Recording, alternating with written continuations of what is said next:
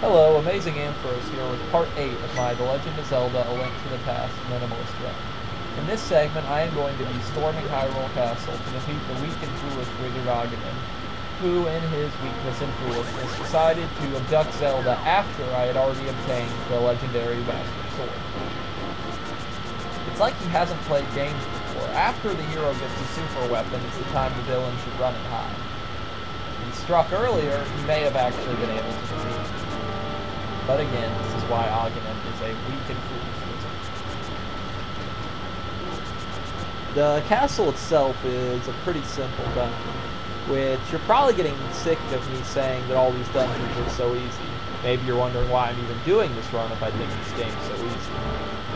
But I am happy to report that all the dungeons after this are much more interesting. The Dark World is the fun part in this game. The part where it seems like Ganon's actually trying to be played. For now, we can just enjoy the ride and enjoy how completely awesome the sword shot is. There is a reason the Master Sword was held as such a great reward, and it's not just that it hits twice as hard as the fighting sword, because it can shoot lasers. And that's another thing that makes that great moment of pulling the Master Sword in this game that I felt the other Zeldas couldn't match up. In the other Zeldas, sure you get the Master Sword, it's legendary, and it is of Evil's Bane, but it can't shoot lasers. And the lasers make anything better. And normally in a dungeon, when I've run out of interesting things to say about the dungeon well before completing it, I tell you about the boss. But Aghanim is a completely trivial boss, so there's not really a whole lot remaining to say. If you get hit, you'll lose your awesome sword shot, and in these dark rooms, it's much more possible to get hit a couple more times. But the enemies tend to drop a lot of health, and like I did early against the enemies with tons of health, everything here can be hit with the bow. And as much as I love saving resources, use what you gotta use. And of course, you can knock enemies into these pits, and the omnipresent pots still do way too much damage to everything.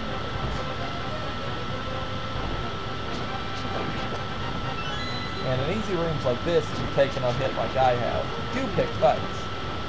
Like I said, enemies drop hearts. And hearts are what keep you running. And keep your sword shooting awesome lasers. And of course, the projectiles these guys shoot can be blocked with the fiber sword.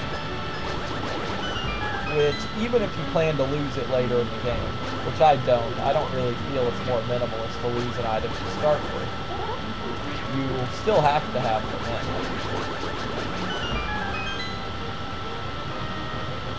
And this room is just hilarious because they give you the most powerful weapon in the game, the common pot, in abundance, and the enemies can't get to it. I'm not really sure how you were supposed to get hit by these enemies, but I'll take all the free supplies.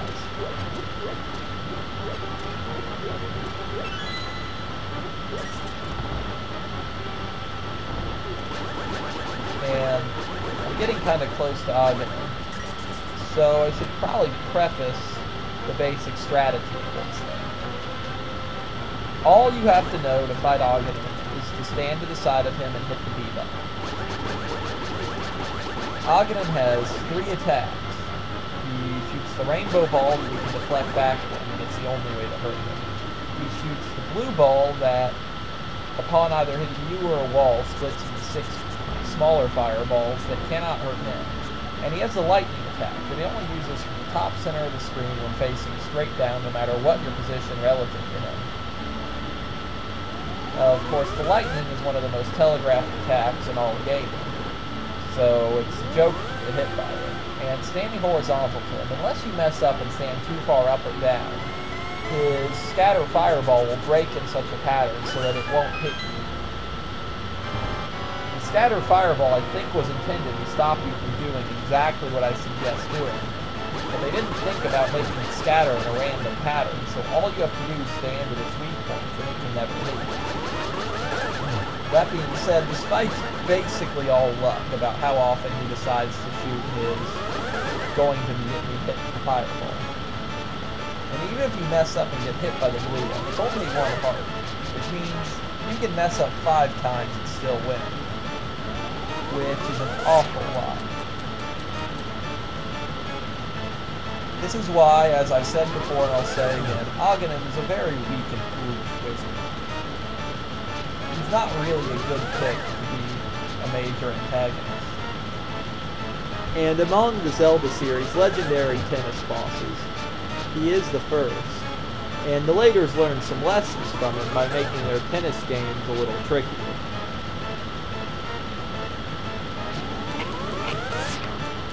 In particular, I really like the one in Skyward Sword for those of you who played it, because there's just a lot more going on. You have to move around, dodge stuff, and you have to actually angle your sword if you're playing tennis. They've certainly come a long way from Aghanim.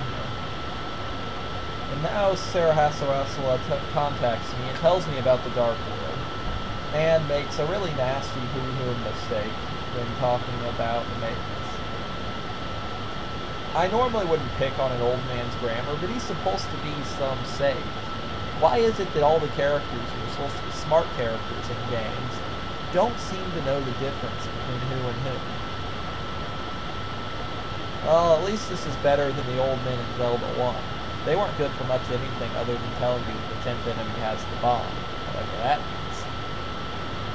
And at the end of this, you will get the first couple notes of keys of the Great Dark World music. But if you want to hear the rest of it in my videos, you'll have to tune in next time where I tackle the Palace of Darkness.